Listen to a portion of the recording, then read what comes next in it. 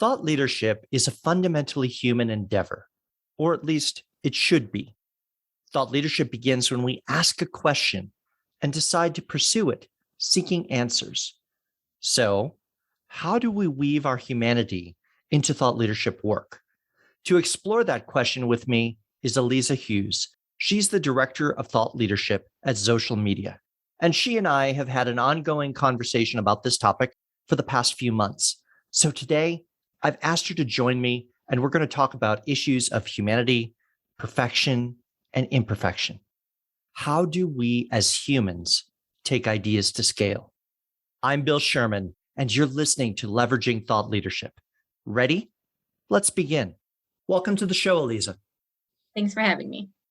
So I'm excited to dive into this conversation because I think there's a topic that a lot of people, when they think about thought leadership, they wrestle with. How much of themselves should they share when they're putting their ideas on stage? What do you think about that? Yeah, it's such a great question. And I'm so glad that we're going to have the opportunity to talk about this. I believe that everyone should do what they feel comfortable with, but not to be afraid to put yourself out there and to show a side of yourself that is true and authentic and real. I love when we see sides of people that maybe aren't as polished necessarily when people talk about, challenges that they've had or maybe even failures. At work, we have like a WhatsApp group where we chat because we're all remote. And somebody shared a bio. I don't remember where it was from, but the last line of the bio was, this person has had failures, but that led them to the point that they are in their career. And I just love that so much because that's who we are as people. We are fully formed people with all of our successes and all of our failures. And those are the things that get us to where we are today. And why should we be ashamed of those things? Why should we hide them? We should celebrate them in as many ways as we can because we learn from those. Oftentimes, those failures are the things that we learn from the most. So why would we not share those parts of us that we've learned from, that we can share with others that they can learn from, and show ourselves as fully formed people? And I think one of the challenges is almost category, right? So if you think about if you walk into a bookstore, again, the mental sort of hypothetical, whether you're looking at Amazon or you're actually in a physical bookstore, there's sections. There's business, there's self-help. And I think people are typically more comfortable about sharing their own experiences and journey if it's categorized sort of in a self-help way, but that limits what you can talk about on the business side. But on the business side, people sort of get cautious and go, oh, if I tell too much about myself, am I putting myself into the story, right? Sort of like a journalist who's afraid of making themselves the story. Right. But you know what the funny thing is that the stories are what develop the person into a full person, right? Every person has a story. Nothing was created out of just a business proposal. There's a reason that somebody came to that idea, right? Maybe they were missing something in their lives, right? Necessity is the mother of invention. So somebody had a necessity that led them to that invention.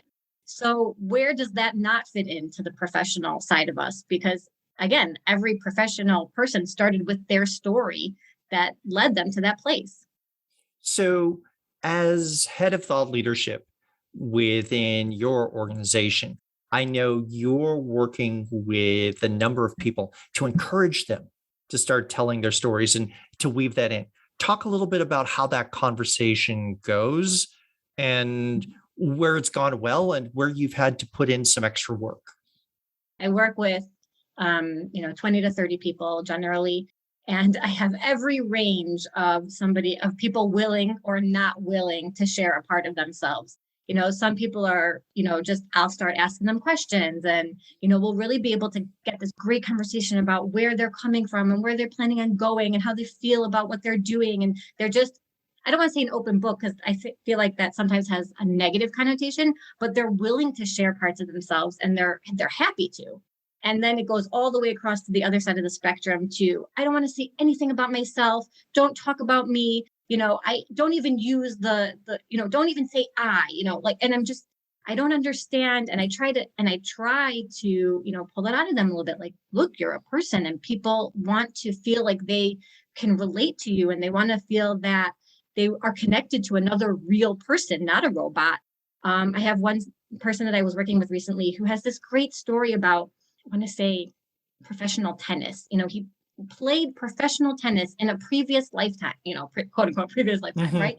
And that is what part of what makes him who he is and led him to the place that he is today. And he doesn't want to talk about it at all.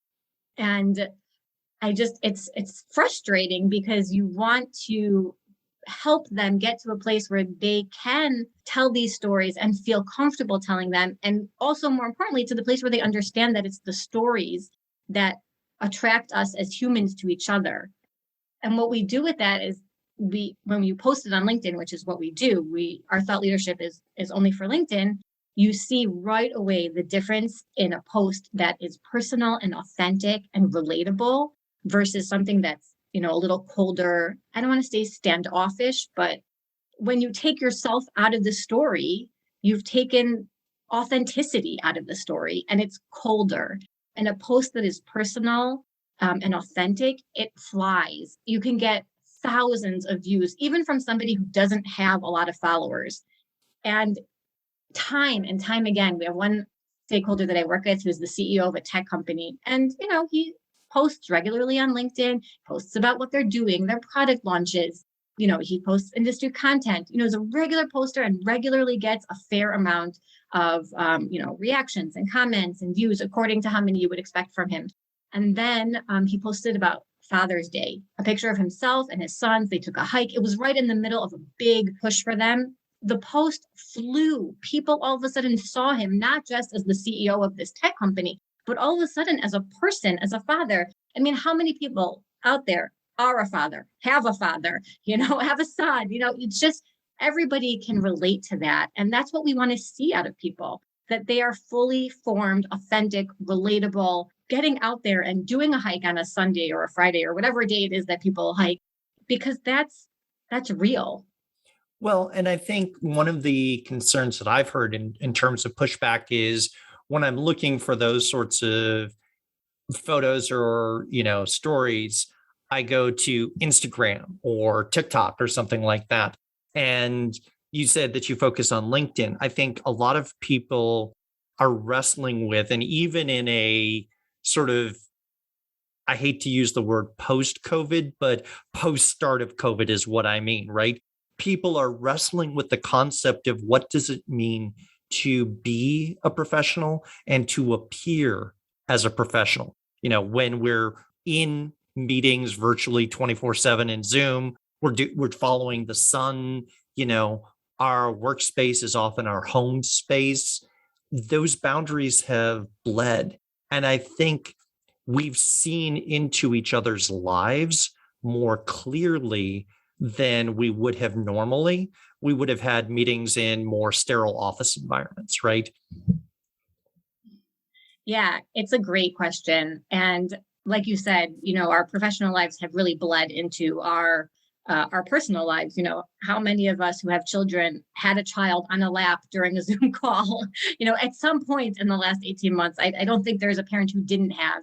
But if you think back, there was that video that Apple put out, and it was a work from home. I forget, it was super famous. I forget what the title of it was, where just everybody is trying to pull together, with the deadlines and the kids and the father with the kids were putting the makeup on the face. That video flew. People went nuts about it because it was something that they could laugh at, because it was, you can laugh at something that you can relate to. So yeah, definitely the stringentness, is that a word? How strict we have to be about ourselves as professional people, I think is less than it was before COVID. That doesn't mean that LinkedIn should become Instagram or TikTok or Facebook. And we have a joke, like LinkedIn is not Facebook. So I don't think it's a place where you should post what you had for lunch. That would go on Instagram, or where you went on your family vacation. That goes on Facebook. There are very strict, quote unquote, rules about what goes on each platform. But if your vacation related to your professional life, For example, lots of people post, I'm on vacation now, as a statement to say, I am not working. I am taking a break from my work because I'm a person who needs to recharge. And, this is where I get creative ideas. And, I'm going to come back fresh and excited in the, after my vacation in the new year at some point. I think that's okay because, again, it goes back to the idea that we're people and we don't sit at our desks, straight from 9 to 5 and then press the power button. We don't turn off. We are people 24 hours a day. And some of those hours we're working, and hopefully some of those hours we're not working. And yeah, they've bled a little bit, but not too much. We don't want it to get too far afield because then people lose interest. Well, and I think where the connection then becomes back to thought leadership, right?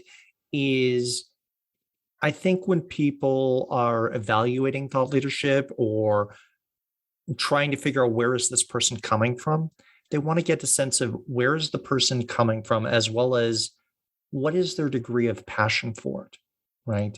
And that ability to show your passion for a subject and to actually show why you care about it rather than, yeah, this is my job. I was told to write a white paper on subject X. Therefore, I wrote said white paper, check the box, done, right? Yeah, passion definitely comes through. All of us can sniff out a rat, in 1 second. And I think passion also relates to expertise because when you are an expert about something, I'm going to say hopefully, and most of the time you're also passionate about it. So those things come together. When somebody is passionate about it, they're speaking authoritatively. And that essentially moves you into the thought leader position because you have the passion, you have the expertise, and now you're sharing it with the world. And people want to read, see, view, hear from people who have both of those things. Because you can have passion without expertise, but it loses weight very quickly. People can see through that. But if you have an expertise, but you're not passionate about that, would be surprising, but people will smell that out also. So both of those things I think really come together. But then if you're talking about it, on LinkedIn, which is what we do, that is where a thought leader really comes across and then can gain a following of people and really build a community of people who are passionate about that subject.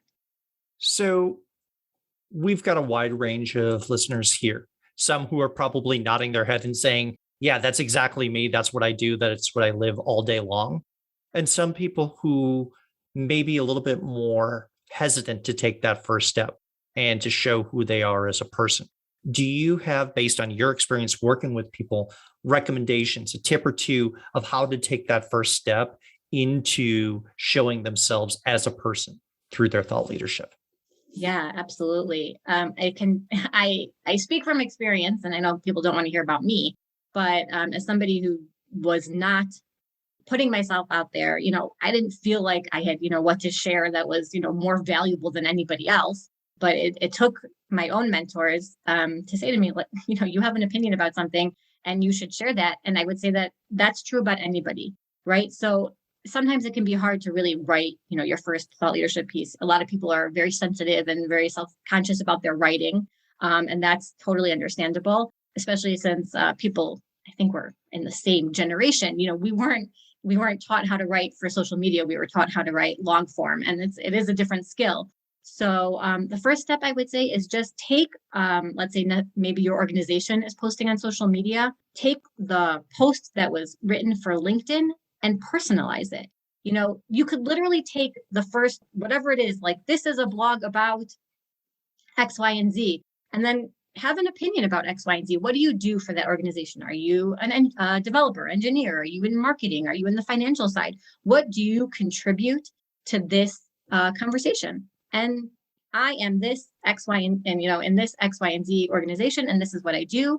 And this is my thoughts on the topic. I'd love to hear what you have to say. And I think that that's one of the most important things that people should do is engage other people in the conversation, because when you can engage other people in a conversation, it gets to the posting part much easier, because commenting as part of a conversation feels safer. I would say people feel much more confident in that, because then you have like somebody cheering you on the side. It feels like you're only talking to one person as opposed to potentially the millions of people who are on LinkedIn.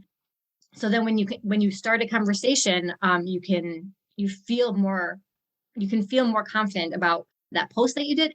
You've created a conversation. You've shown on another level when somebody comments on your post and you're able to come back again and add another point to it. It shows an even higher level of expertise that you can continue the conversation. And at the end of the day, it's also, I know people hate vanity metric, but to be able to say, look how many likes I got on this post, look how many views I got on my post, there is, you get that dopamine rush and you want to have it again. And I'm sure that I'm not the only one, but when you're a competitive person and you're competing against yourself, oh, this post, maybe I could do better. Maybe I could write it better this time. Maybe I could provide a different level of content, value in the content. Maybe I could come at it from a different angle. There's all these different ways that once you get started, post your first post. That is the first thing that I'm going to say. No matter how bad it is, your mother and your best friend will come and they will like it. I promise. Right? So post that first one. And maybe 25,000 people aren't going to see it, but that's okay because it's your first one, right? Then you're going to post your second one. 3 more people are going to see it and like it. And as you gain confidence, you're going to gain people who are seeing it and commenting on it. And so it grows from there. So don't be afraid of the first one, because like I said, not that many people are probably going to see it. But when you have when you have your mother and your best friend and your boss who are going to come and like it anyway, that's enough to get you started and to hopefully give you the confidence to keep going. If you are enjoying this episode of Leveraging Thought Leadership, please make sure to subscribe. If you'd like to help spread the word about the podcast, please leave a 5-star review and share it with your friends.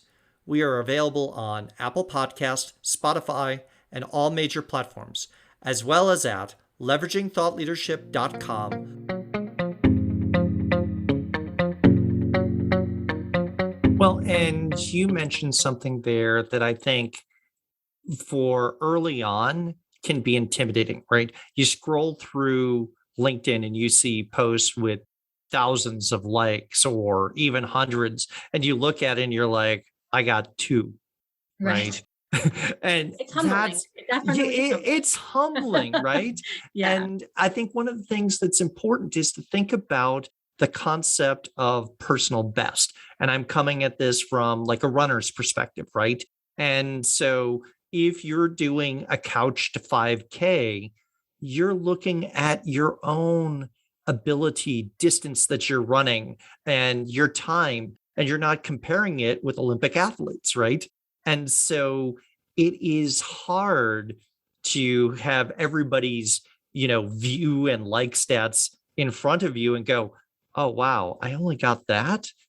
Well, maybe I should. The algorithm is painful at times, but it's so important to remember that if you're seeing somebody's post and they have hundreds of, reactions and hundreds of comments, that's not their first post. Right. Do yourself a favor, go to their profile, scroll all the way down to their first post and see, what happened there. You'll see something like, hello world, this is my first post, right?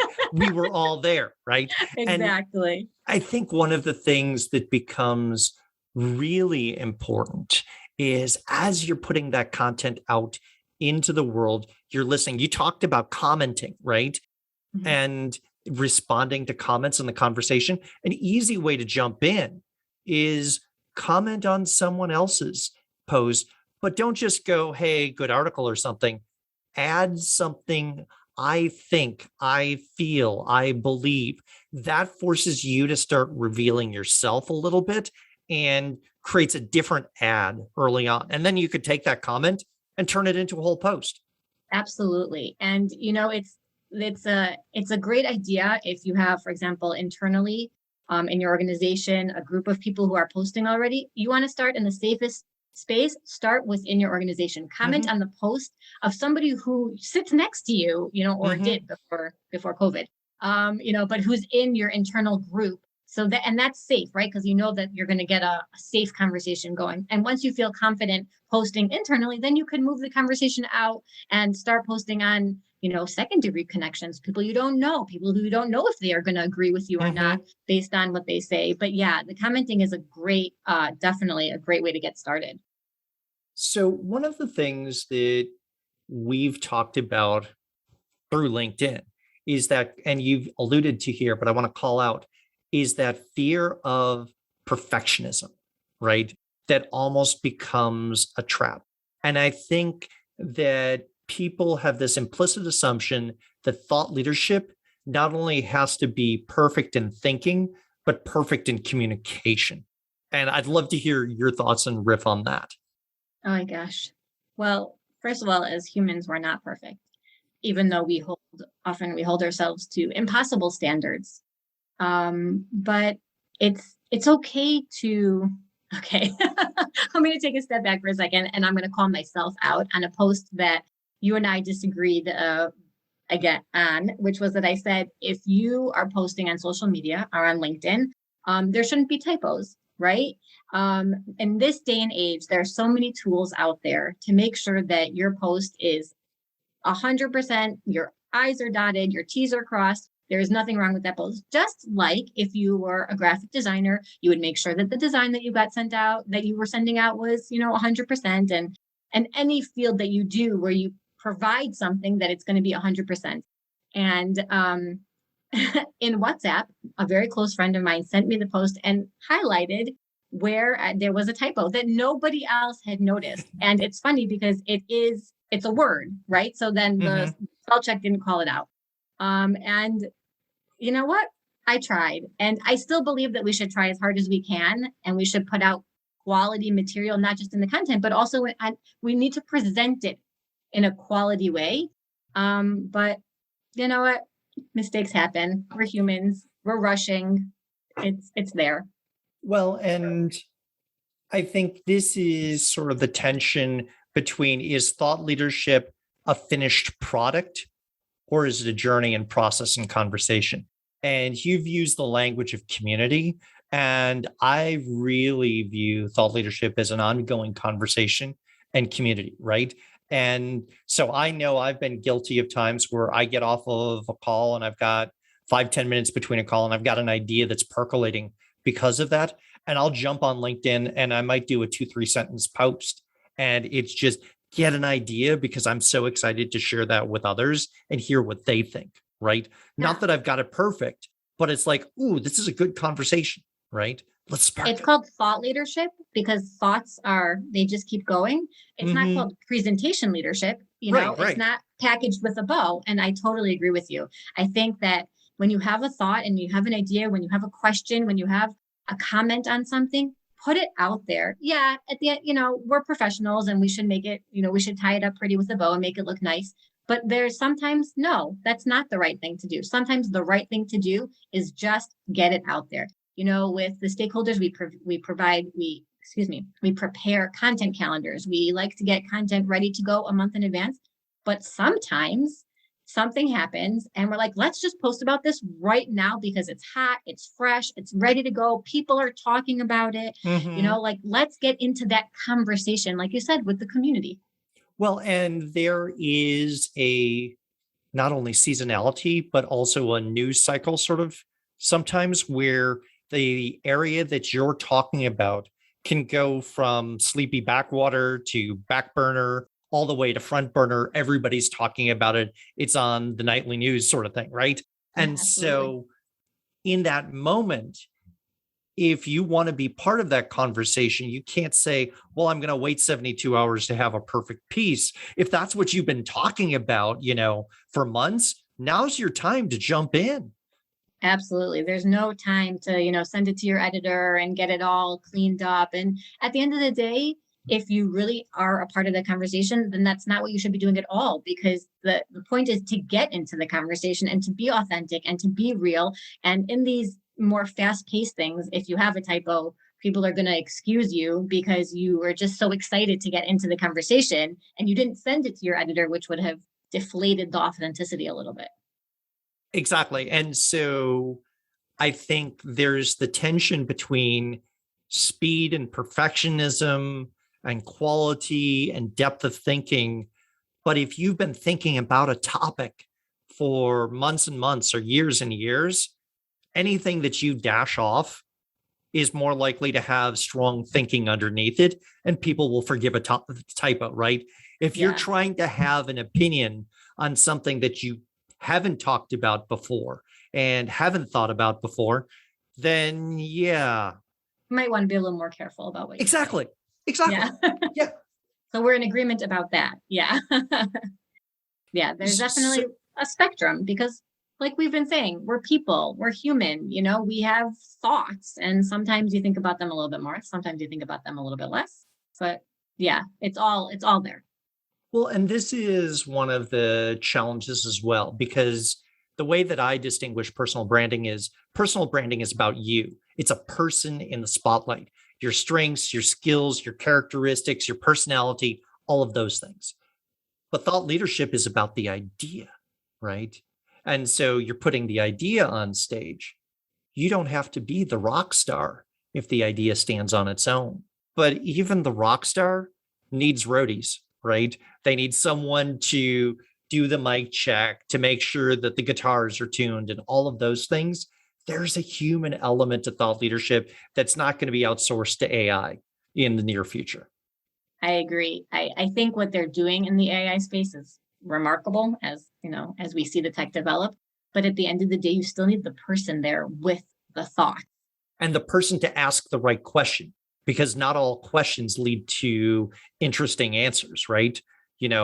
AI can run data analysis after data analysis, but a lot of those will be so what's. Yeah. And it's even interesting because, you see people in marketing operations who do deal with, a lot more technical stuff. They see a lot of reports, they're doing a lot of processing, but they themselves have great ideas about Mhm. what the computer is spitting out at them. And I think that those posts can be really fun to read. The ability to form a hypothesis, to do sense making around the data. Those are the things that we're good at that, at least for now, AI isn't. Yeah. And, stick a little humor in there, stick a little sarcasm, give it some personality. I mean, that's what makes it interesting. So, as we begin to wrap up, I have a question for you that I want to ask. I want you to go back to the time that you took on the role of head of thought leadership at social media. And what I want to ask is, what advice would you give yourself when you took on that role? So, knowing what you know today, what would you advise looking back? Oh, wow. That's a great question.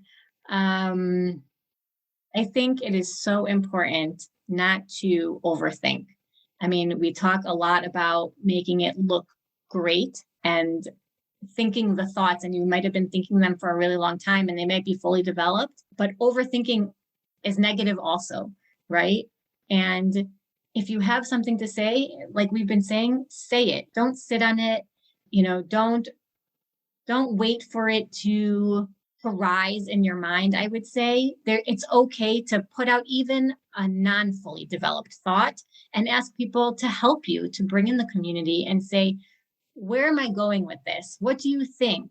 Can you help me? Because not only then have you had a thought, but you've asked your hive to chime in and to help you get there. And it's okay, even as a thought leader, to not always be the leader, right? It's okay to bring in, other people into the conversation and let somebody else show you also where to go and to take a little bit of a step back for a second and say, okay, what are we doing with this thought? And yeah, to post when it feels right, not only when it technically is right, right? Technically, it's right to post between the hours of, I don't know, 10 and 2. I think those are technically the right hours. Depending on what time zone and what part of the Yeah, world. Yeah, exactly. exactly. But sometimes you have a thought in the middle of the night and then you jot it down or whatever people do nowadays, and you wake up in the morning and you post it because it feels right. So that's what I would say myself and to Wonderful. others. So I think there's a lot more that you and I could talk about, but I think this is a good place to leave it here. Thank you for joining us, Aliza. I had such a great time. If you're interested in organizational thought leadership, then I invite you to subscribe to the OrgTL newsletter.